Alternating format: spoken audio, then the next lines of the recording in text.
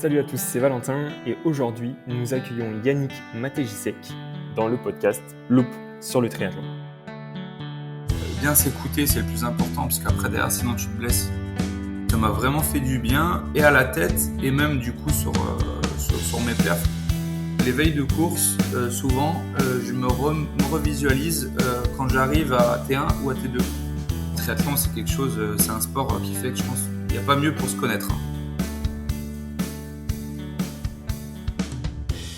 Yannick est un ancien cycliste élite, maintenant triathlète longue distance depuis 2019 et il cherche à pouvoir vivre de sa passion à 100%.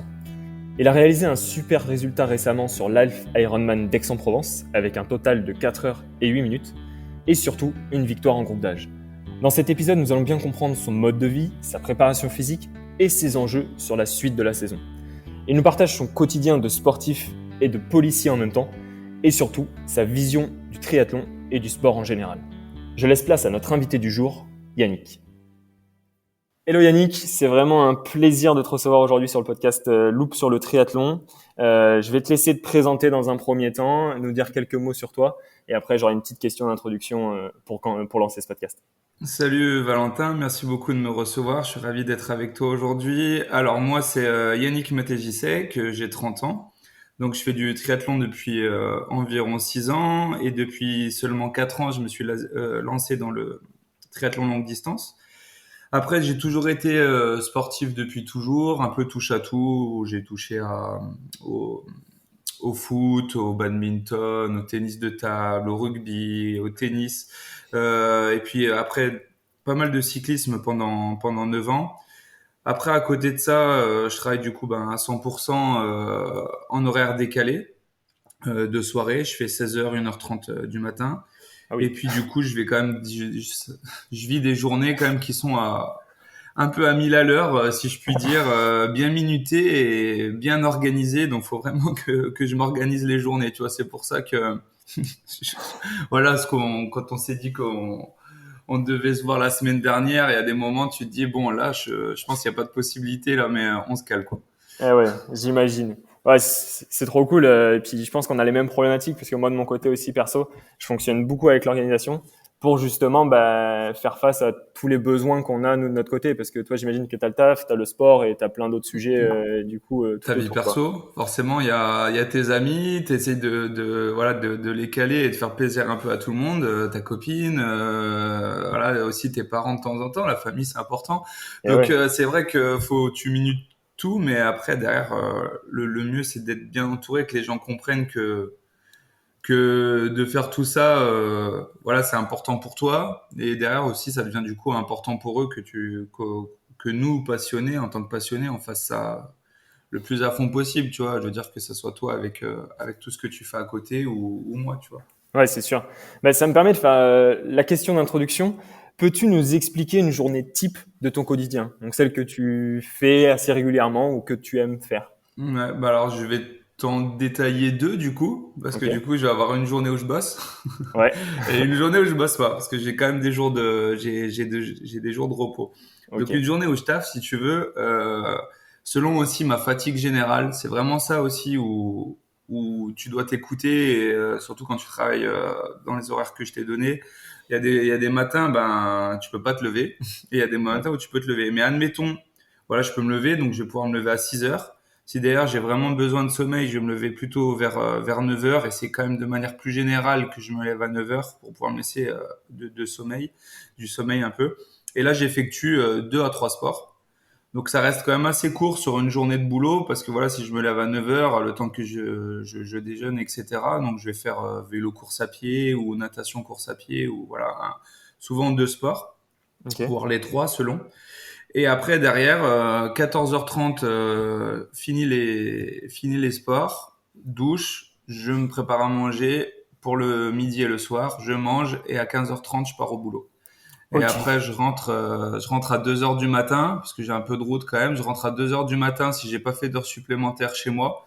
Ok. Et ensuite, après, derrière, ben, le temps de se doucher et de dormir, je pense que t'en es pour 2h30, tu dors, quoi. Les journées sont chargées. J'imagine que oui, t'as envie de dormir à la fin. Ouais, c'est ça. Et puis une journée après, du coup, pour une journée type plus triathlète, voilà, si je peux, si j'ai du repos et j'ai du temps, donc là, je vais me lever à 6 heures. Je vais commencer par une natte. Souvent, c'est la natte du matin. Après, derrière, je vais faire vélo, souvent course à pied, soit enchaîné, soit laissé avec du temps de récup. Et parfois même, je rajoute un peu de préparation physique générale Ok. selon voilà la densité de l'entraînement. Si par exemple je dois faire une grosse sortie à vélo, tempo ou autre avec une course à pied, je le rajoute pas. Si derrière c'est un peu plus cool, je vais la rajouter et puis voilà, ça me fait une journée à 3 voire 4 sports. Ok, mais du coup, ton rythme, parce que là, tu nous présentes bien 2 journées, mais ton rythme de travail-repos, il est défini aussi ou c'est un... Il est défini, c'est ça sur en fait j'ai un roulement de sur 2 semaines. Ok, Donc il y a une semaine, en fait, je vais avoir en repos toujours les mêmes. En fait, les repos sont toujours les mêmes jours, si tu veux. Et du coup, je me cale en fonction de ça. Mon coach s'est calé en fonction de ça. Il les connaît. Et derrière, je lui les donne. Et après, derrière, il établit le plan d'entraînement le plus optimisé possible par rapport à ça. Forcément, ça dépend du boulot. ouais, Et après, par contre, je garde toujours, ça c'est vraiment ce qu'on s'était dit dès le début quand on a travaillé ensemble avec le coach, un jour off, qui est d'ailleurs ce jour, le jeudi, ok, un jour off sport où derrière, voilà, je vais travailler, c'est un jour où tu travailles, et souvent en plus en milieu de cycle. Donc du ok. coup, j'ai déjà bien bossé le début de la semaine, si tu veux. Il va me rester encore une ou deux vacations en fin de semaine. Et après, derrière, ça me permet de me reposer et de couper un peu, de me libérer la tête et surtout de récupérer physiquement parce que il y a des moments, je te jure, c'est compliqué. Après, c'est le cas pour tous. Hein, pour la plupart des triathlètes, à 95%, on bosse tous à 100%. Donc, c'est ça qui est bien, c'est le cas pour tout le monde. Et on peut faire les deux. Faut juste bien s'organiser, quoi, et puis bien s'écouter, c'est le plus important, parce qu'après derrière, sinon tu te blesses. Ouais, c'est sûr. Mais ce jour off, parce que moi, je pense aussi à moi de mon côté, j'ai un peu un rythme différent, parce que je suis assez libre de mon temps, mais il y a un gros volume horaire. Et justement, typiquement, moi, j'avais au début décidé de faire un jour off tous les lundis, tu vois, je coupais. Et Hmm. là, avec mon coach, on a décidé de faire autrement, et j'ai l'impression que ça me correspond plus. Toi, tu penses que c'est vraiment nécessaire pour toi? Tu as testé différentes méthodes, ou c'est vraiment quelque chose que tu t'es imposé dès le début par un retour d'expérience que tu as pu avoir? Alors j'ai eu la méthode où j'avais 0 jour off, où Ok, genre je m'entraînais. J'ai fait ça, je crois, pendant mes 2 premières années de triathlon, où je me débrouillais tout seul. En fait, je m'auto-coachais, ouais, où derrière je faisais entraînement toute l'année, tout le temps, constamment. Et en fait, ok, j'ai vu que j'ai vite fini par plafonner en termes de performance. Et ce jour off, c'est vrai que comment il a été calé en fonction donc du travail et de mon volume horaire, comme tu dis, j'ai vu que ça m'a vraiment fait du bien et à la tête et même du coup sur mes perfs parce que du coup j'ai pu le palier si tu veux que j'ai atteint au bout de 2 ans, mais en fait je l'ai dépassé et c'est ce qui fait qu'en fait j'ai pu m'améliorer encore ces dernières années là. Donc je pense qu'après derrière il faut aussi tester des trucs. Forcément à force avec les années tu te connais, tu as de l'expérience. Et puis, de toute façon, le triathlon, c'est quelque chose, c'est un sport qui fait que je pense, il n'y a pas mieux pour se connaître, hein, dans la ouais. finalité, avec ce type d'effort et tout ça. Donc, après, il faut que ça nous corresponde. Il y a pas de marge écrite. Je vais pas dire à une personne, faut prendre tous les jeudis. Non, c'est clair, si toi, c'est le mardi qui te correspond parce que derrière, tu fais des gros, gros week-ends et que derrière, c'est ce qui te correspond mieux pour relancer ta semaine, ben, prends le mardi, tu vois. Ouais, c'est ça. Mais justement, sur ton rythme de semaine et les jours travaillés, non travaillés, je voulais savoir, par exemple, est-ce que tu gardes ton même rythme de sommeil? Du coup, tu te couches à 1 heure du matin quand tu travailles pas et tu te réveilles quand même à 6 heures. Et pareil, même question sur le rythme d'alimentation. Parce que là, si j'ai bien compris, tu manges vers 15h30, 16 heures C'est quand tu ça. travailles. Et comment tu fais en fait quand tu travailles pas? Est-ce que tu casses tout de suite ton rythme? Tu gardes toujours la même routine? Alors, quand je travaille pas, non, là, du coup, j'essaie de privilégier le sommeil parce que du coup, quand je bosse, on table sur 6 à 7 heures de sommeil maximum. Donc, pour moi, je t'avoue que c'est même trop peu. Je suis même un dormeur à la base. Et à partir du moment où je bosse pas, au contraire, je repousse un peu mon réveil. Grand max, c'est 9 heures, hein. Mais vu que derrière, admettons, j'ai pas bossé la veille, je vais pouvoir me coucher vers plus tôt. Ben justement, je je reste pas sur me Ton coucher à rythme. 2h30 du matin pour pouvoir récupérer et pouvoir tenir, être toujours un peu sur le fil rouge sans y tomber, tu vois. Et après, du coup, ça me fait plus de sommeil et ça me permet de récupérer. Et après, pour ce qui est du rythme alimentaire, je t'avoue que j'arrive pas à garder un rythme régulier parce que du coup, je le cale un peu en fonction de tout ça. Ok. Surtout si derrière je fais des grosses journées, par exemple, donc je me lève à 9h, je fais un bon petit déj. Par contre, ça c'est l'indispensable. Le petit déj pour moi c'est le plus important. Je fais vraiment un bon gros petit déj. Voilà, style avec tu vois des œufs, des flocons d'avoine, du fromage blanc, tout ça, des fruits. Donc un truc qui tient bien au ventre. Et après derrière j'enchaîne ma plus grosse séance de la journée, ce qui peut être très souvent ça peut être le vélo. Si par exemple tu pars 5 heures en partant à 10 heures, ben tu rentres il est 15 heures. Ouais. Et bah du coup c'est là à ce moment-là où tu vas faire ta collation ou ton repas pour après derrière enchaîner sur la suite l'après-midi parce que derrière il faut que tu amènes quand même du carburant à ton corps. Donc au final en fait tu es toujours un peu constamment décalé. Mais bon après derrière mon corps il s'adapte bien pour le moment quoi. Ouais, c'est sûr, bah, tu as réussi à l'adapter et je pense que si tu as tout timé, ça doit t'aider vraiment là-dessus. Mais en tout cas, c'était vraiment cool de voir un peu ton mode de vie qui est très dynamique. On va revenir Ouais. dessus juste après. Parce que là, tu nous disais en introduction que du coup, tu as 30 ans, tu es passé par le triathlon il y a 6 ans, puis longue distance après. Si j'ai bien compris, il y a eu du vélo juste avant.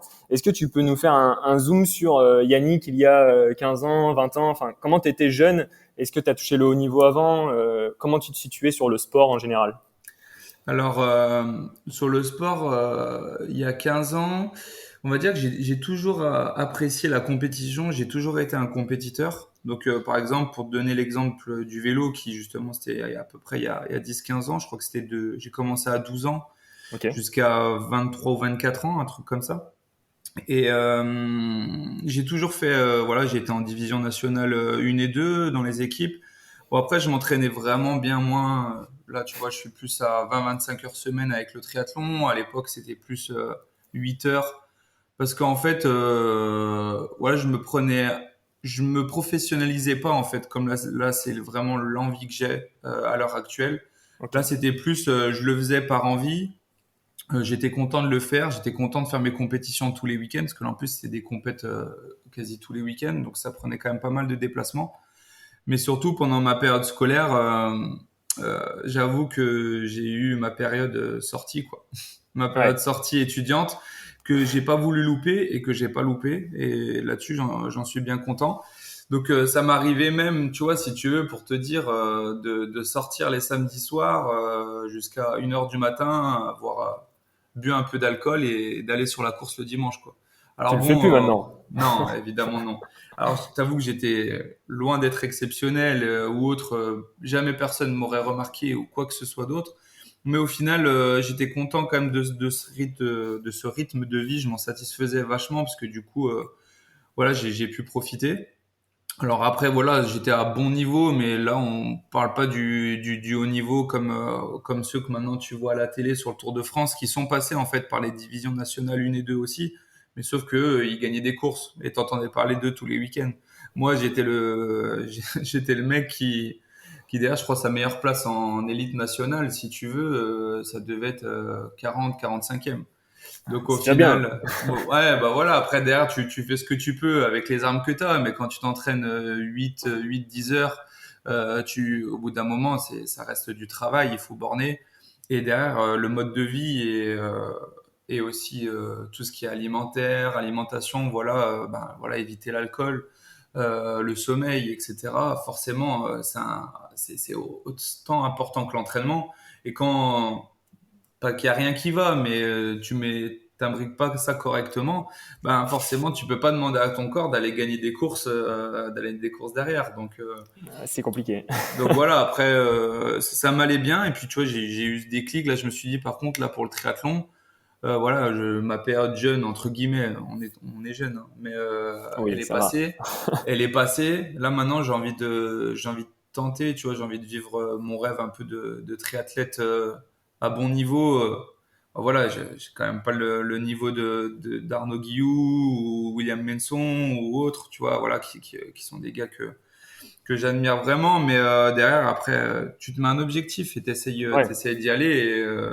Et c'est pour ça qu'après, derrière, c'est le but où derrière, tu t'améliores sur tout ça. Tu as fait ton expérience avant. Là, maintenant, en fait, avec l'expérience, justement, tu prends des meilleures décisions, on va dire. Ouais, c'est sûr. Mais tu penses que du coup, parce que là, on va basculer sur ton passage sur le triathlon, tu penses que cette envie de devenir professionnel, de travailler plus fort, de mettre une rigueur dans ta vie, c'est vraiment associé à ton âge ou c'est aussi associé à ton sport? Enfin, au sport que tu pratiquais? Il y a un peu les deux. Parce que, Ok. donc, il y a le sport forcément derrière où tu sais que si tu veux pouvoir faire ça, il faut y passer par là. Tout le monde te le dira si vraiment tu veux aller sur ce niveau-là. Et après, l'âge aussi, en fait, j'ai toujours aspiré au côté sport, en fait, vraiment que ça soit en compétition, mais même après, dans ma vie de tous les jours, comme le partage, etc. C'est pour ça que je suis là avec toi aussi, ou les interventions que j'ai pu faire, que ce soit avec des associations ou autres. Du coup, en fait, en grandissant, voilà, c'est ça, en vieillissant et avec tout ça, je me dis, mais en fait, c'est pour le moment, en tout cas, c'est ce que j'ai envie de faire. Je suis mon envie et puis j'essaye de le faire. Bon, c'est compliqué parce que j'arrive un peu tard, tu vois. Il y en a, ils sont dans le triathlon depuis qu'ils ont 7 ans, 10 ans, Et ouais. ou même qu'ils s'arrivent un peu plus tard. Mais quand tu arrives un peu plus tard et que tu as 15 ans, voilà, moi je suis arrivé et j'avais quoi, 26, 27 ans, je commençais à nager. Alors là, quand tu commences à nager à 26, 27 ans, sachant que c'est un sport technique, bon courage, tu vois. Justement, la natation, un sujet qui m'intéresse particulièrement parce que je t'avoue que ouais, j'ai commencé aussi récemment. C'était vraiment pas mon sport de base. Gros sport technique, comme tu le disais, et je pense qu'on va partager le même avis que c'est un sport ingrat. Ah ouais, ouais, laisse tomber. Euh, Est-ce que tu peux nous donner un peu les temps que tu faisais au début, comment tu te sentais dans l'eau pour que bah, tout athlète et tout sportif, parce que il y a des gens qui sont passés aussi dans ce podcast qui avaient la même situation que bah, nous deux. Hmm. Et moi, j'aimerais bien savoir comment vous arrivez à passer un cap et faire les temps que tu fais aujourd'hui. Et je te souhaite encore de faire mieux dans les mois et les années qui arrivent, quoi. Merci. Alors bah du coup au début, alors c'est vrai que là si je peux conseiller vraiment quelque chose de la toute base, c'est Ouais. forcément de prendre un club de natation direct. Moi quand j'ai commencé le triathlon, j'allais en piscine à côté de chez moi et je me débrouillais. Je me disais bon je fais quoi? Parce que derrière Internet c'est bien, t'as les trucs gratuitement, mais sincèrement c'est pas ce qui est le mieux. Donc, parce que dans la natation, forcément, vu que c'est technique, si tu arrives avec des défauts et que tu nages seul avec tes défauts, eh ben, tu vas encore plus appuyer sur tes défauts et tu vas pas t'améliorer. Il Ouais. faut forcément quelqu'un à la base qui te regarde et qui te dise, toi, tes défauts, c'est ça, ça, ça, ça, ça, ça. Et en fait, tu vas essayer de les poncer, de les enlever avec le temps, forcément. Et ça prend beaucoup de temps. Donc là, on arrive sur la rigueur, la régularité de l'entraînement. Voilà, pas lâcher parce que justement, je suis le premier à dire que ça me saoule, que Ouais. j'en ai marre de ce sport, tu vois. Mais pourtant, après, derrière, j'apprécie quand même, nager en eau libre ou voilà d'avoir des bonnes sensations même si je vais pas forcément vite et que je regarde pas forcément la montre, mais derrière ça reste agréable, tu vois, tout ça.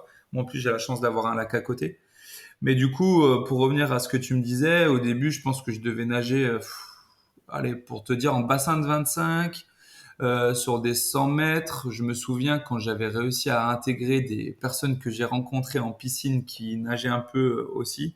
On Ouais. faisait des départs 1,50, tu vois. Donc, je devais nager en peut-être 1,45 en bassin de 25. Voilà, j'ai appris tout seul à faire la culbute en Ok. regardant des vidéos YouTube, par exemple. J'ai appris tout seul aussi en regardant des vidéos YouTube à faire le papillon. Alors après, je dis pas qu'il est bien, hein. Ça c'est clair que non, mais tu fais comme tu peux. J'ai Ok. un côté un peu autodidacte. Et après, derrière, donc voilà, départ 1,50, voire peut-être un peu plus aussi, c'est possible. C'est avant, je nageais vraiment, parfois même sans m'arrêter. J'ai envie de dire un peu débilement, en mode voilà, vraiment genre, allez, cette fois je fais 3 000 et t'enchaînes. Et en fait, t'as rien de structuré. On est Mais tous passés par là. ouais, voilà, mais parce qu'en fait, personne te l'explique, personne te le dit. Moi, j'avais personne, tu vois, j'avais pas de podcast à écouter, à m'expliquer les choses ou de personnes qui pouvaient me conseiller et me dire, Ah non, il faut faire aussi du multinage parce que ça aide musculairement pour la prise d'eau, etc. Il faut faire des éducatifs parce que c'est ça aussi qui t'aide à enlever tes, comment dire, tes Les défauts. défauts, ouais. Ouais, et puis derrière, faut aussi quand même faire des séries parce que c'est là aussi, il faut que ça avance, tu vois. Ouais, Donc en c'est fait, ça. t'as vraiment de tout, quoi. Et après, maintenant, voilà, en bassin de 25, j'arrive à passer départs 1,30, voire en 50 aussi. Si je mets des plaquettes, je peux passer des départs 1,30, 1,35 aussi. Parce que bon, je garde quand même pas mal de défauts. Je l'ai vu encore pas plus tard qu'à Dubaï, tu vois, où j'ai eu la chance de me faire filmer sous l'eau. Donc derrière, tu dis, mais en fait, ça, je le vois pas. T'as l'impression qu'en fait, Ah. t'es nickel. Mais c'est pas du tout le cas. D'ailleurs, tu fais un peu languille, t'as ta tête qui bouge un peu n'importe comment, tu prends ta respiration pas au bon moment, l'appui, tu le prends pas assez loin. Enfin bref, je veux dire, plein de défauts qu'on a tous ensemble, je pense. Ouais, franchement, c'est souvent les mêmes. Et du coup, voilà, c'est pas facile, mais il faut surtout être suivi. Voilà, pour finaliser sur ça, je pense qu'il faut prendre un club de natte où une personne peut te regarder avant tout et t'aider à structurer tes séances pour pouvoir vraiment s'améliorer. Je pense que c'est le plus important. Et ouais, c'est sûr. Mais après, je pense que tu vois, quand tu disais au début, il y a personne pour nous accompagner, je pense qu'on a des caractères tous les deux où au final, on a quand même envie d'avoir notre petit niveau avant d'aller voir quelqu'un et essayer d'assimiler quand même quelques mouvements, quoi. Ah, mais Donc, c'est ça. C'est ça, parce que derrière, je me souviens, la toute première fois que là, j'ai commencé en club, pour revenir là-dessus, ouais. euh, là, j'étais sur Lyon, donc avec mon super coach Davos, petite dédicace pour toi, je sais qu'il écoutera malheureusement pas ce podcast, moi je lui dirai, mais ouais, je pense à lui, c'est lui qui m'a bien fait monter au tout début. Je me souviens, premier 100 mètres en bassin de 50 que je fais échauffement normalement. Je crois que j'avais quelqu'un à côté de moi qui nageait beaucoup mieux que moi. Et moi, j'essaye de le suivre un peu comme un bébête. Elle nageait, c'est une fille qui court en division 1 et 2, qui nageait en 1,20 normale, tu vois. Moi, Ouais. je fais mon premier 100 mètres en 1,20 normal, respi 2, tout fracassé et tout. Et là, il m'arrive, il me regarde, il me fait, non, mais là, on est à l'échauffement, on nage tranquille. Et là, tu fais, ah ouais. Et là, tu vois, en fait, tu donnes tout pour dire, je sais qu'il est en train de me regarder, je sais que il faut pas que je montre que je suis trop nul, parce que je sais que je suis nul. Mais en fait, faut pas se dire ça, faut se construire. Et voilà, c'est comme ça que ça vient. Et puis derrière, tu vois l'évolution. Certes, elle est longue, faut être Ouais. patient, mais il y a quand même une évolution. Tu vois, les départs 1,50, ça reste quand même, entre guillemets, maintenant, ça fait loin. Je me dis, en fait, c'était peut-être hier. Mais Et ouais. maintenant, c'est plus du tout le cas, tu vois. Ouais, avec du recul, tu te rends compte que tu as travaillé, mais du coup, en volume d'entraînement, par exemple, sur la natation, qui, je pense, on parlera des autres sports après, mais qui peut représenter un beau défi pour toi, tu mets quoi comme volume par semaine depuis le début à peu près? Moi, j'ai eu ma période hivernale où justement je passais à 5. Je faisais 5 entraînements semaine Ok. de une heure et quart en moyenne, on va dire. Et en fait, j'ai vu aussi, donc ça c'est mon cas perso, après ça peut être le cas pour beaucoup, notamment quand j'ai nagé en début d'année à Dubaï, que malgré le volume que j'ai voulu faire en hiver et augmenter mon kilométrage en natation, que je nageais toujours aussi mal. Donc Ok. voilà, je sortais toujours par rapport à ma dernière course en fin d'année où j'ai nagé 28-20 le 1009. Ben, j'ai Ouais. refait pareil à Dubaï en ayant fait un hiver un peu plus conséquent sur la natte. Et après avoir discuté avec mon nouveau coach actuel, Bertrand, sur la natte, et puis mon coach aussi, Caroli, qui me suit depuis 3 ans sur tous les autres sports et tout ça, que en fait, vu que c'est technique, de rajouter, d'en faire trop, en fait, c'est pas forcément utile. Du coup, j'ai diminué à 4. J'ai diminué à 4 et je me base plus sur de la technique, sur essayer de bien nager. Il y a des Ouais. moments où tu nages à bloc, forcément, comme je t'ai dit, les séries, c'est important, il faut y passer. Mais beaucoup plus de bien nager, beaucoup plus d'essayer de penser à sa nage, Ok. d'essayer de poser sa nage, même si, voilà, comme tu dis, on nage pas toujours bien, etc. On a nos défauts, mais essayer quand tu nages justement, et tu peux le faire que quand tu nages cool. C'est penser à ton placement de bras, selon les défauts que tu as, la respiration, le placement de la tête, l'alignement. des battements de jambes, etc. Et dans la finalité, tu vois, je l'ai vu encore après, entre Dubaï et Aix, en ayant Ouais. diminué mon volume d'entraînement, au final, je suis sorti, on va dire, légèrement mieux par Ok. rapport à... Voilà, mon temps est sensiblement le même, mais il s'est quand même un petit peu amélioré de quelques secondes. Alors, voilà, ça a peut-être changé du coup de 1 seconde au 100, mais au Ouais. final, j'ai pas rajouté, tu vois, j'ai même diminué. Ouais, donc au final, c'est vraiment, quand je t'écoute, et c'est mon cas aussi, c'est vraiment l'intention que tu viens mettre à l'entraînement et les questions que tu te poses au fur et à mesure, quoi. C'est ça. C'est ça. Du coup, faut vraiment passer par là. Faut vraiment passer par ça. Il faut vraiment réfléchir. Et une fois que tu connais tes défauts, moi je les connais. Ouais, Et ben à ce moment-là, en fait, tes éducatifs, tu les tournes personnels sur toi, sur ça. Et la manière dont tu vas nager, de cette façon-là aussi. Tu vois, par exemple, l'enchaînement des mouvements et pas te laisser endormir sur une glisse que t'as pas. Moi, je sais que c'est j'ai pas de ça. glisse parce que j'ai les jambes qui tombent, j'ai les chevilles qui sont raides, donc du coup, elles sont pas hyper droites Et ouais, et alignées. Ben, tu peux pas laisser un temps de glisse. T'es obligé d'enchaîner ton mouvement. Et ben, du coup, à ce moment-là, ça, à chaque fois, en plus, mon coach, quand je nage avec lui, il me dit, enchaîne ton mouvement, Yannick, enchaîne ton mouvement, Yannick. Tu vois, et il te le répète, il te le rabâche, il te le rabâche. et ouais. Il va te le rabâcher des années. Mais derrière, il faut que tu y penses. Il faut que tu dises, donc là, il faut que j'enchaîne mon mouvement. Là, il faut que j'enchaîne mon mouvement. Et Ok. quand tu es à bloc tout le temps et que derrière, tu veux nager 3000 pour nager 3000, ça, tu peux pas le travailler, tu vois. Ouais, c'est impossible, ouais. Mais déjà, faut bien comprendre et je pense après, c'est aussi des caractères, mais il faut bien comprendre la logique d'entraînement pour savoir où Mm. tu vas et à quoi ça sert, quoi, pour travailler Voilà, efficacement. c'est ça. Ce que j'ai bien compris, c'est vraiment en tout cas sur la natte, c'est le volume n'est pas le plus important. C'est vraiment la technique qui reste le plus important en premier avant de pouvoir placer. Je sais Du plus qui c'est qui volume. disait ça, mais avant de nager vite, il faut savoir nager doucement et bien. Et Donc, ouais, c'est ça. Donc après, voilà, faut essayer de se forcer parce qu'on a tous le caractère quand on est compétiteur de pouvoir dire non, mais putain, je veux les passer ces 100 mètres en temps de temps, tu vois. Je vais les faire en série, je vais nager à bloc, là c'est bon, je suis chaud. Mais en fait, malheureusement, la natte, c'est t'avances pas ingrat. mieux. C'est un sport un peu classe, tu vois, un sport où tu glisses bien, ça appuie bien et tout, et ben, de technique. Et du coup, là, tu peux pas trop faire en mode bourrin. Et la Et ouais. technique mode bourrin, elle marche pas trop, quoi. C'est plus compliqué, quoi. C'est sûr que faut travailler sous un autre angle, on va dire, pour la natation. Mais pour le vélo, j'imagine que pour toi, c'était quand même le sport où il y avait le moins de travail au début pour arriver Hmm. au niveau où tu en es aujourd'hui.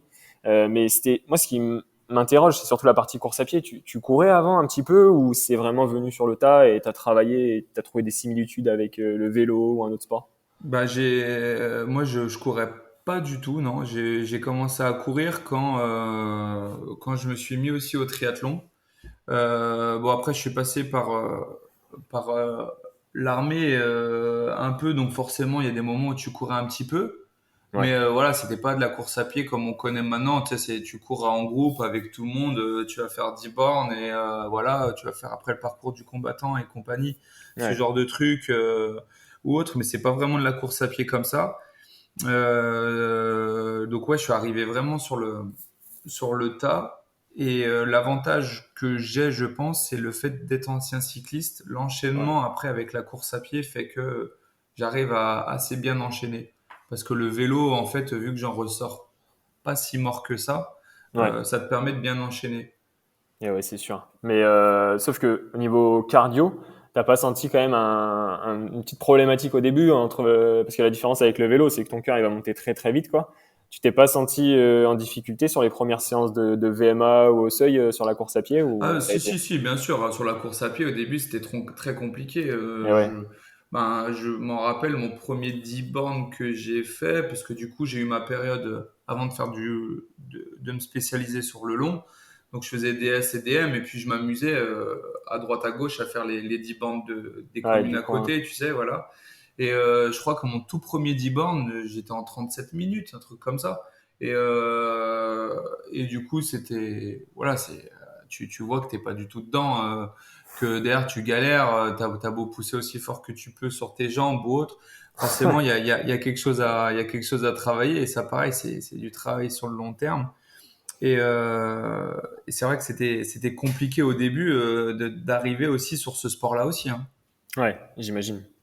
C'est jamais simple. Bah, en tout Non. cas, je pense qu'on a vraiment bien vu ton mode de vie, comment t'es arrivé dans ce sport. J'aurais vraiment aimé faire un zoom sur deux courses en particulier. Ouais. La première, c'est Vitoria. Je vais te laisser introduire un petit peu la course et après, moi, je vais te poser quelques questions là-dessus, que tu dises à nos auditeurs le timing où c'était, le résultat que tu as fait. Je vais te laisser l'annoncer. Et Ouais. puis après, on va essayer de voir pourquoi, justement, tout ce que tu nous expliques depuis tout à l'heure, tout ce que tu as mis en place, ça porte ses fruits aussi à ce niveau-là. Et puis après, on fera un zoom sur Aix-en-Provence, du coup, qui a eu lieu très récemment, quoi. Ouais, pas de souci. Bah, du coup, pour Vitoria, de base, donc c'était en 2021, ça devait être mi-juillet, comme Ouais, ça va l'être cette année. Là, cette année, ça va être 10 juillet. Et après, avec le Covid, en fait, ça a été reporté à septembre. Donc déjà, en plus, la préparation a été plus longue. Je pense que c'était un mal pour un bien parce que du coup, ça m'a permis de plus me préparer pour cette course. Déjà, d'une part, ça m'a rajouté 2 mois de prépa. ouais, Mais du coup, au final, donc Vitoria en Espagne, donc tu nages en lac aussi dans un premier temps, donc ça c'est pas plus mal, t'as pas les vagues, etc. ouais, Et en septembre aussi, il fait un peu moins chaud que juillet, voilà, parce que là, franchement, en juillet, je pense que là, on va un peu souffrir de la chaleur, il va falloir vraiment pouvoir s'adapter à tout ça. Donc il y a ça et puis le souci donc comme je pense que tout le monde l'a vu qui ont suivi la course, c'est ouais. qu'il y a eu que du vélo course à pied. Il n'y a pas eu la natation. Donc ça a joué même un petit peu en ma faveur, j'avoue, certainement parce que c'est ça que j'apprécie le moins. Mais Ouais, après ouais. derrière le temps d'attente était fou, on arrive, je crois que le départ était prévu alors je sais plus si c'était 7h30 ou 8h. Et t'arrives et là en fait t'avais un brouillard mais vraiment tu voyais pas à 100 mètres. Et derrière ils te disent bon on va patienter parce que normalement le brouillard devrait se lever donc tu patientes. J'ai des photos encore avec un copain à moi, copain avec qui a fait Vitoria aussi. On a passé le week-end ensemble. On était allongés dans l'herbe en combinaison, on regardait le ciel, on Ah, discutait, tu vois. Donc là, t'attends 1 heure et demie, 2 heures. Et derrière, donc t'as déjà fait ton échauffe qui est à l'eau déjà. et Il y a ouais. même plus d'échauffement qui compte. T'as déjà tout préparé et puis derrière, ouais, voilà, t'attends, tu sais pas quoi, comment ça va se passer, etc. Donc déjà, comment t'es sur place, là, il y a rien qui va, quoi. Ouais, ouais, là, Heureusement que j'avais mon pote, je me dis, parce que du coup, tu sais, tu discutes, tu penses à d'autres choses, etc., tu vois, mais ouais, mais ça c'est met pas en vrai. confiance, hein. Et puis la nutrition, forcément, le Et oui. matin, tu vas manger un certain nombre de temps avant pour avoir digéré, mais le truc, c'est que là, la digestion, t'es plus dedans non plus. Je veux dire, tu l'as largement dépassé. Bah, je veux dire, t'as utilisé une bonne partie de tes glucides déjà à la base. Et au final, donc, on apprend que la natation est innée, soit. Donc, on va partir du vélo et en partant donc directement du bike park et après faire la transition à pied. Donc, c'est à partir de là qu'il lance le chrono. Tu fais ta T2 et après, derrière, tu pars sur le vélo et tu fais tes 180 et ton marathon. Et Ouais. là, du coup, au final, bon, ben, j'ai eu la chance, pareil aussi, je le cache pas, je suis honnête, j'ai eu la chance de partir dans les premiers et pas les derniers, parce que là, on partait sur un rolling start Ok. de 2 personnes toutes les 3 secondes de mémoire.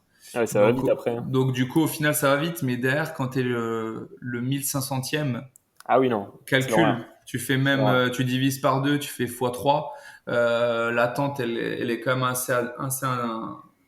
voilà, assez Assez indécente et du coup, au conséquente. final, Puis ouais, la course après, est-ce que t'as c'est pas pas le la droit de même. drafter? Ça doit être compliqué.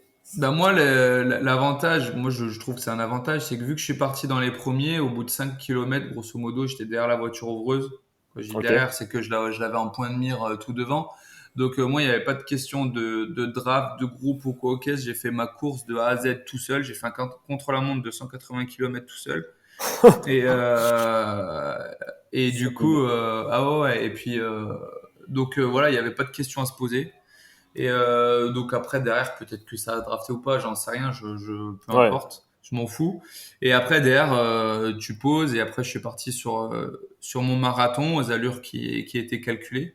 Ok. Et après, j'avoue que les 21 premiers kilomètres, le premier semi, je m'en suis pas trop mal sorti. Je crois que je passe en 1,22.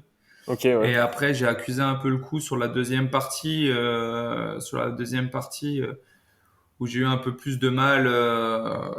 Peut-être là, c'était peut-être un petit peu dû aussi à la chaleur ou autre, voilà, où j'ai un peu plus accusé le coup, mais j'ai quand même fait mon marathon en 2h56, tout seul, pareil, de A à Z, avec le VTT ouvreur devant moi en point de mire, et puis derrière, ça m'a fait un temps, ben voilà, hors natation je crois que c'était 7h26, un truc dans ces eaux-là, 7h26. Et puis du coup, j'ai pu remporter la banderole parce que sur Et cette, ouais. cette course-là, en fait, vu qu'il y a eu une histoire de report, etc., t'avais peut-être un peu moins de densité. Donc voilà, mais bon. Ouais, mais après, justement, enfin, peut-être moins de densité, des faits de course qui ont lieu, mais comment tu fais pour te remobiliser après cette annonce au bout de 2 heures? Et surtout, moi, ce qui m'intéresse, c'est comment tu fais une fois que tu es derrière la voiture pour te concentrer que sur toi. Et j'imagine que tu avais peut-être tes données avec toi, ou comment tu fonctionnes quand c'est comme ça, tu es 175 km la tête dans le guidon, tu penses Ouais. ce qui se passe derrière ou pas? Comment tu fais? Bah, moi, j'avoue que, en plus, là, il m'est arrivé encore un autre fait de course, qu'on parle des faits de course, c'est que, normalement, chaque veille de course, moi, tu sais, je branche mon DI2 et mon capteur de Ouais, puissance pour que ça soit à bloc. Et la nuit, vu qu'il a fait très humide avec le brouillard, etc., je pense que c'est là où mon capteur de puissance ne marchait plus. ah, Donc au final, je saute sur mon vélo et je mets ma montre. Et là, j'ai que une seule donnée, c'est la FC, la fréquence cardiaque, ah ouais, et plus de capteur de puissance où du coup je devais rester à certains watts. Et là, je fais OK. Donc là, je vais devoir me taper mes premiers 180 parce que c'était mon premier Ironman de ma vie, tu et vois. ouais, ouais. Je vais devoir me taper mes 180 km au feeling. Donc, au final, l'avantage de bien se connaître, de bien s'entraîner, de faire franchement des séances qui se rapprochent aussi de la course, aussi de tout ça, des tempos full, des tempos half, tout ça. À force, en fait, tu te connais aussi un peu, tu sais, tu connais ton seuil Ouais. de douleur et tout ça. Et en fait, je suis parti déjà donc au feeling. Et j'ai pu bien tenir le coup. Bon, je pense que c'est ça aussi qui m'a fait aussi accuser le coup sur le marathon, parce que j'ai fait quand même un vélo assez poussif. D'après Ok. les études du coach, il a dit que voilà, j'étais quand même un peu au-dessus de ce que j'aurais dû faire si j'avais eu les données. Ok. Il avait en fonction de la fréquence cardiaque, j'étais, je crois, à 166 tout le temps, de A à Z de pulse. Alors que Ah oui. normalement, je devrais être à 10 pulses de moins, normalement Ok. sur le truc. Mais bon, après, tu vois, ça l'a fait. Et ouais, comme tu dis, t'es derrière la voiture ouvreuse. Ben, en fait, moi, je me suis calé. Je me suis dit, allez, c'est parti. Fais ce que tu sais faire. Tu l'as bossé à l'entraînement. Euh, ça va, t'as des bonnes jambes. Ben, avance. Et puis derrière, voilà, c'est ta course. T'es devant. Profite aussi. C'est ça. Dans ma Ouais. tête, je me suis dit profite parce que c'est rare d'avoir ça, de pouvoir avoir une voiture ouvreuse devant toi, des motos qui te suivent avec les caméras, etc. aussi. Ouais, c'est sûr. Fais ta course et puis voilà, te retourne pas. Et un autre truc aussi que je me disais, mes potes du groupe d'entraînement, ben, ceux qui sont coachés par le même coach que moi, qui rigolent à chaque fois quand je dis ça, c'est vu que là j'avais pas de watts, je me suis dit je descends pas en dessous de 42 moyenne. Alors donc c'est un parcours aussi, donc c'est 182 km, il y avait 1004 de D+. Donc voilà, c'est des toboggans, mais c'est bien roulant. Et en fait, j'avais du coup ma FC et mes kilomètres heure, et je me suis dit, je descends pas en dessous de 40 à l'heure. Et du coup, ça me permettait de me mobiliser sur ça. Bon, quand ça montait un peu, forcément, tu descends, mais tu te dis quand c'est descendant, ben tu rappuies pour faire la moyenne, quoi. Ouais, pour équilibrer tout ça.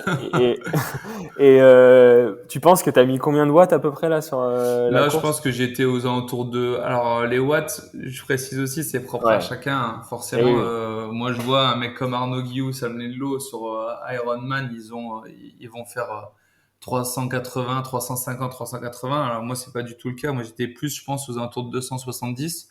Ok. Donc, ce qui dépend, ça va être dépendre de ta taille, de ton poids et de ton capteur de puissance. Oui. Donc, en fait, il faut que ça reste propre à toi. Et il faut pas oublier une chose, ce qui compte, c'est que tu ailles vite. Ouais. Donc, si tu vas très vite avec 200 watts, et ben, si tu vas à 40 à l'heure avec 200 watts, et ben, c'est bon. Et ouais, Si c'est par ça. contre tu vas à 35 avec 380 watts, ben, au final, l'autre qui a fait moins de watts ira plus vite que toi. On est entièrement d'accord là-dessus, hein. Donc les chiffres, moi, il n'y a pas de souci, je les donne, j'ai rien à cacher. Sur ce travail, ils y sont tous, etc. Que ce soit capteur de puissance, FC ou autre. Mais c'est vrai que là-dessus, c'est pour bien dire aux gens que faut pas se bloquer sur les chiffres des autres, C'est faut se ça. comparer à soi-même sur ces Et ouais. chiffres en tout cas. On est entièrement d'accord sur cette partie-là. Donc là, victoire sur premier Ironman, c'est assez rare. Je pense Ouais. que qu'est-ce qui se passe? Parce que comme tu le dis, ouais, t'es super content, t'as la voiture, t'as les motos qui te filment, mais j'imagine tu prends la banderole à l'arrivée, t'as les photographes. Ouais. Ça doit être comme sensation. Qu'est-ce que tu ressens toi au premier abord et comment avec du recul là aujourd'hui tu revois cette situation quoi? Bah là, tu vois déjà, c'est mon plus beau souvenir en triathlon. Ça déjà, ça c'est clair, je le cale là-dessus. Je, tu vois, je passe, en fait, t'as plein d'émotions qui arrivent.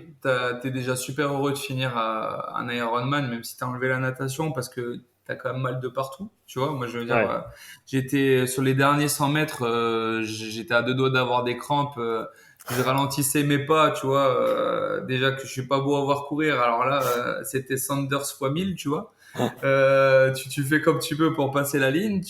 Donc après, voilà, moi j'ai eu des larmes de joie, du coup aussi de douleur parce que du coup tu finis, tu lèves la banderole, tu cries ce que tu peux voilà pour en fait évacuer tout ce que je te dis, que ce soit la joie ou derrière tu dis putain tout ce que j'ai fait en fait au final ça s'est avéré utile, le travail ça paye.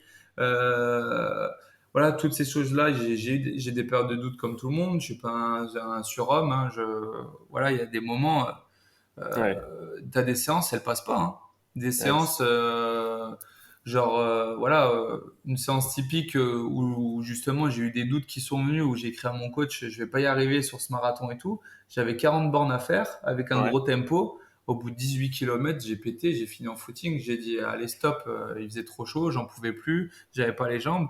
Et tu rentres, t'es agacé, tu dis, putain, je vais pas y arriver, je suis nul, tu vois, ce genre de truc. Mais ouais. après, il faut se remobiliser, faut pas oublier ce que tu fais derrière et tout ça. Donc en fait, toute cette partie de l'iceberg immergée, ben en fait, ça ressort et c'est ce qui fait que derrière, tu es super heureux et tout ça. Et après, derrière, forcément, j'ai voulu remercier tout le monde, parce que les Espagnols aussi, Et ouais.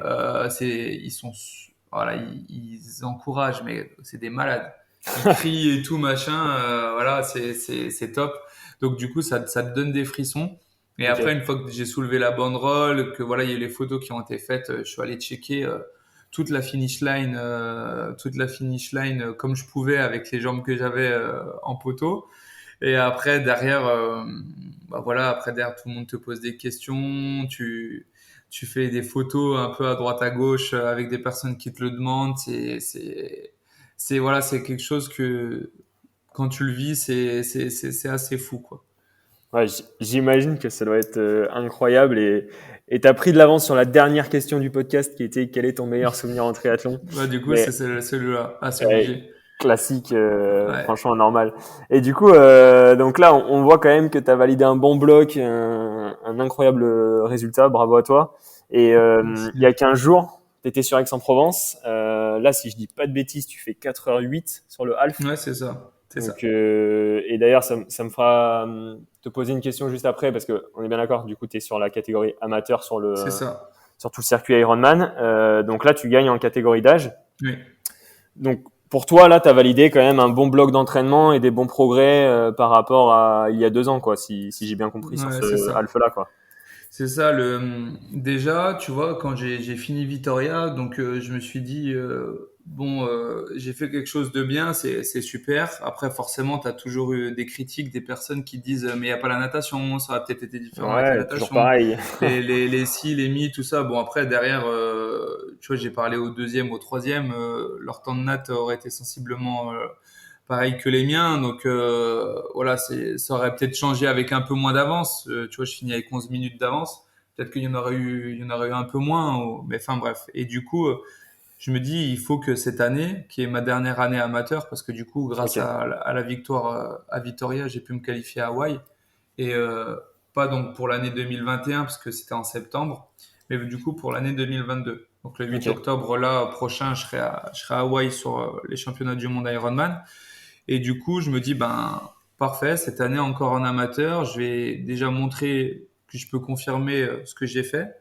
Et ensuite, après, derrière aussi, continuer à engranger de l'expérience. Parce que du coup, c'est vrai qu'un full Ironman, c'est pas rien. Là, ça a peut-être, les planètes se sont alignées, mais ça peut ne pas s'aligner aussi, tu vois. C'est sûr. Donc j'ai voulu faire ça et sur Aix-en-Provence notamment. Donc je savais que c'était les Alpha Ironman sont aussi bien à faire en préparation, tu vois, et Ouais. ça fait des bons volumes et des belles courses. Et Aix me tenait à cœur parce que c'est un parcours à vélo qui est quand même exigeant, dur. Il y a du vent aussi là-bas, ce qui va ressembler sensiblement aussi à Hawaï où il y a du vent régulièrement. Voilà, faut appuyer constamment. Et puis et la partie aussi course à pied, c'est du vallonné, c'est du montant, du descendant.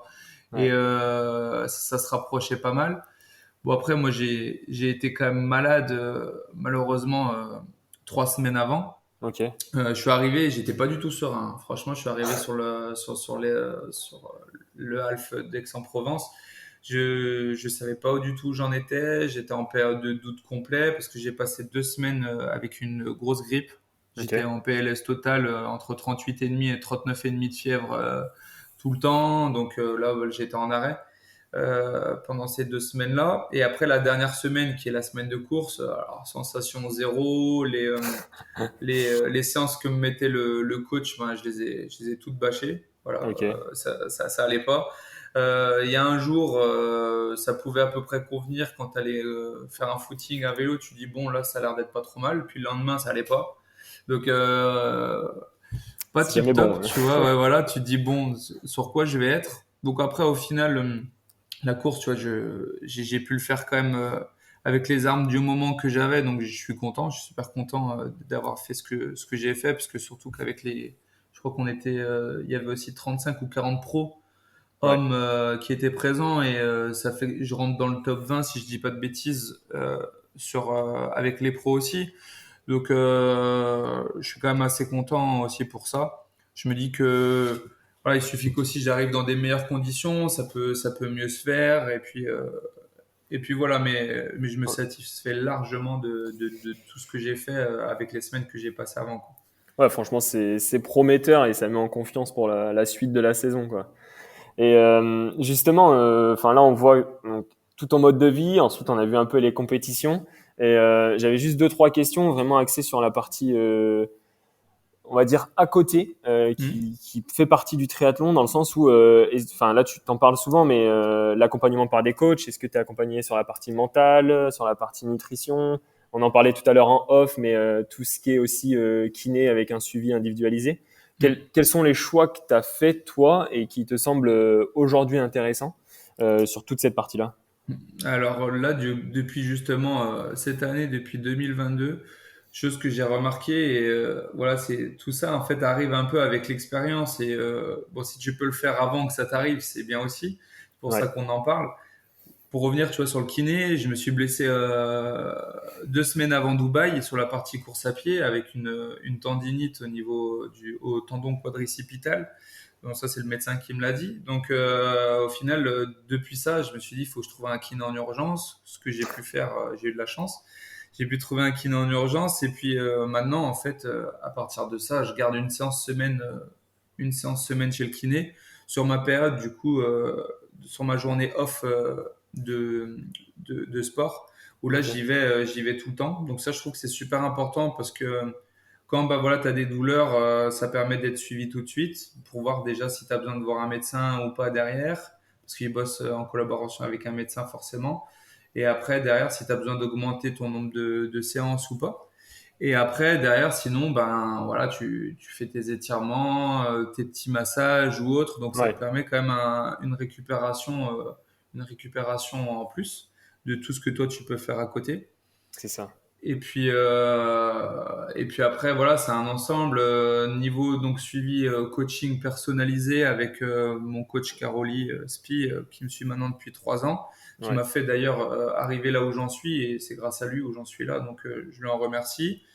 Après, il y a en nutrition aussi, je suis conseillé aussi. Depuis cette année aussi, j'ai décidé de faire un peu plus attention à ce que je mange. J'ai toujours un Ouais. petit souci avec la gourmandise. Je Ah, pense que ça peut être le cas avec pas mal de personnes, tu vois, où je fais quand même pas mal d'écart. Mais ça, ouais, si je peux conseiller les gens là-dessus, c'est qu'en fait, il faut quand même pas se prendre la tête, faut pas devenir un moine parce qu'en fait, au bout d'un moment, je pense que tu pètes un plomb et t'exploses. Le tout, c'est d'être bien dans sa tête. Donc, avec ce que tu fais, si t'es heureux de faire de cette manière-là, il faut le faire parce que le mental, ça reste le plus gros moteur avant tout. c'est ça. Si t'as pas le mental, les jambes, elles suivront pas derrière. Et au final, sur ça, voilà, si j'ai envie de me faire un resto, de manger un burger, de manger mes tartines de Nutella, comme les gens qui me connaissent bien savent que j'aime bien faire ça, Ah, ben je le ferai, mais le tout, en fait, c'est juste de pas abuser. ouais, c'est ça. Et puis de pas regretter, en fait. De C'est dire ça. que je fais ça et c'est bien que je le fasse, quoi. Parce que j'ai envie de Voilà. le Et faire. puis, il faut juste pas aller dans l'abus. Après, derrière, faut se le dire à Ouais, soi. Évidemment, tu vas pas manger 6 tartines tous les jours.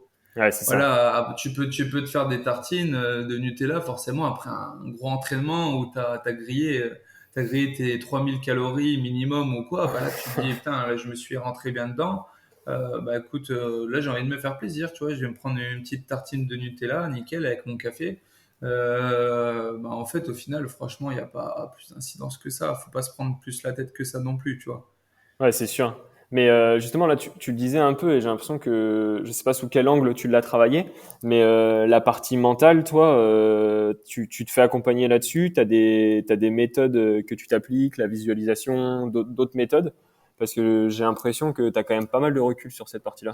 Bah en fait, dis-toi que je suis justement pas accompagné là-dessus. On m'a demandé plusieurs fois, j'ai trois quatre coachs mentaux qui m'ont demandé de m'accompagner pour même gratuitement, tu vois, pour Ouais, comprendre le voilà fonctionnement et tout. pour venir avec moi, tu vois. Et il y en a même qui m'ont demandé la manière dont j'appréhendais les choses parce que justement je suis pas suivi et j'arrive à avoir, comme tu l'as dit, un recul. Après, je pense que c'est l'expérience aussi, comment j'ai pu appréhender les choses. Donc non, je suis pas suivi. C'est juste qu'après, derrière, j'essaie de prendre de recul sur les choses. Comme tout le monde, parfois à l'instant T, tu vas réagir à chaud, Ouais, de manière qui n'est pas souvent la bonne aussi. Mais il faut toujours se reposer la question, en fait, d'où je suis parti et où j'en suis maintenant. ouais, C'est vraiment en fait quand derrière tu arrives à prendre assez de recul sur ça et pas rester sur ton jour que tu as foiré, que tu vois en fait ces évolutions et tu comprends pourquoi en fait j'ai fait tout ça et pourquoi je le fais et surtout être content et satisfait de ce que tu as fait. ouais, c'est ça. Voilà, de toutes tes étapes que tu as passées, que tu as réussi à passer et surtout voilà, avoir confiance en soi, en ses capacités. On a tous des capacités différentes, mais, euh, mais voilà, on peut aller loin avec de la régularité, avec de la persévérance, en ayant voilà, une très bonne volonté. Et ça, c'est des choses, voilà, il suffit d'arriver à se le dire, de pas se dénigrer non plus. Ouais, L'ambition aussi, c'est pas une mauvaise chose.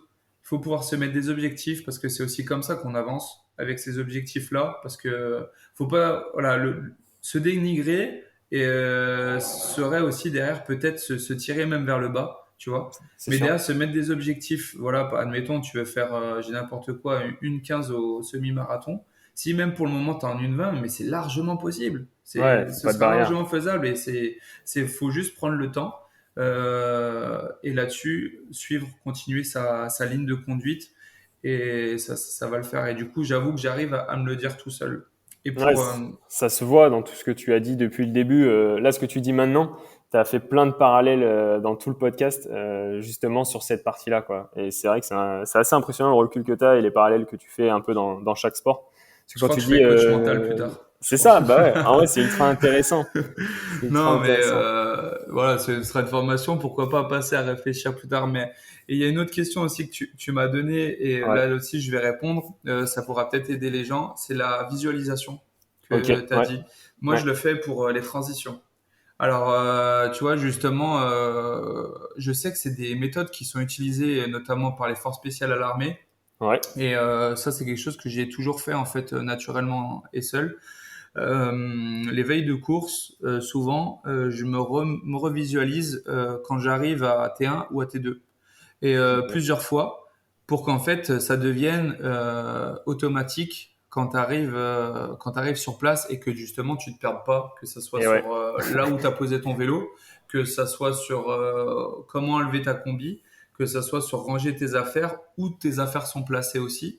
Tout ça en fait avec la visualisation mentale que tu as fait la veille, moi je le fais avant de dormir, tu vois, Ok. dans le noir quand j'ai plus le téléphone et tout ça.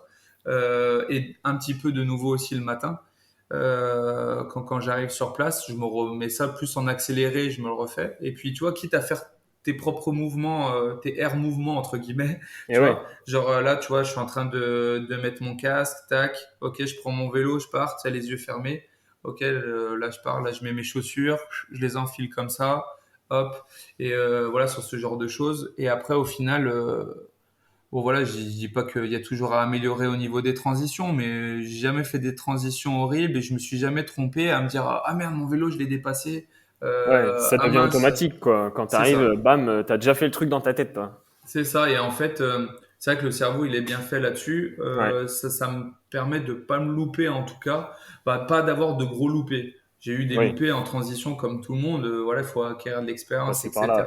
etc. Mais au final, je garde des transitions du coup qui sont au final correctes grâce à cette méthode, tu vois. Mais justement, quand tu vois l'intérêt de cette méthode, tu vois qu'elle fonctionne sur toi, j'avais lu pas mal d'études justement qui montraient que ça fonctionnait aussi sur l'entraînement. Tu t'en sers pas. Je vois par exemple des personnes qui font du trail à un très très gros niveau. Mhm. Souvent, ils se mettent sur leur canapé la veille, ils visualisent la douleur au niveau du ventre, ils visualisent et carrément ils arrivent à déclencher le même sentiment sur leurs muscles, quoi. Et Ah du coup, oui. le lendemain, ils sont prêts à cette douleur. Toi, tu le fais pas dans ta partie entraînement, sur la natation, sur le vélo? Non, j'avoue que j'ai pas le temps. Ouais. Et tu vois, j'ai même pas poussé les recherches aussi loin que toi. Je savais même pas que ça se faisait. Donc tu m'apprends quelque chose, que tu pouvais pousser la prépa mentale même jusqu'à l'entraînement et à ce niveau-là.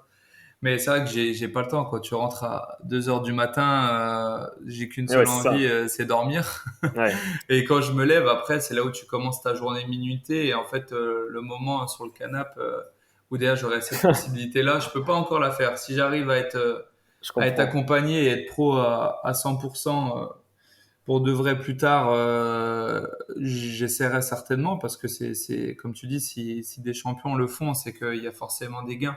Ouais, Donc, c'est c'est ça à étudier, tu vois. ouais, dans pas mal de domaines. Tu vois, par exemple, je te donne juste un dernier exemple sur des accidents de la route, etc. Des gens qui peuvent plus marcher.